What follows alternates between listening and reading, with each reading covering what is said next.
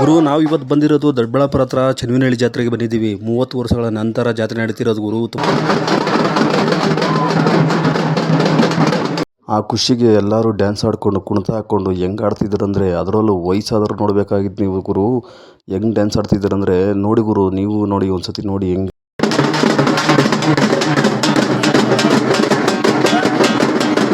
ಸರಿ ಆಯಿತು ಮುಂದೆ ಹೋಗೋಣ ಅಂದ್ಬಿಟ್ಟು ಮುಂದೆ ಹೋದರೆ ಎಲ್ಲ ಆರತಿಗಳೆಲ್ಲ ನಿಂತುಬಿಟ್ಟಿದೆ. ದೇವ್ರನ್ನ ಕೆಳಗಡೆ ಇಳಿಸ್ಬಿಟ್ಟಿದ್ದಾರೆ. ಏನಪ್ಪ ಏನಾಯಿತು ಅಂತ ನೋಡಿದ್ರೆ ಎಲ್ಲ ಜಗಳ ಆಡ್ತಾ ಇದ್ದಾರೆ ಏನೋ ವಿಷಯಕ್ಕೆ, ಏನಂತ ಗೊತ್ತಾಗಲಿಲ್ಲ.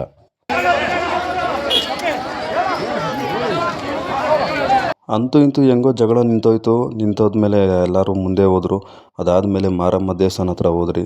ಮಾರಮ್ಮ ದೇವಸ್ಥಾನ ಹತ್ರ ಹೋದ್ಮೇಲೆ ಆರತಿ ಎಲ್ಲ ಬೆಳಗೋಕ್ಕೆ ಸ್ಟಾರ್ಟ್ ಮಾಡಿದ್ರು ಗುರು.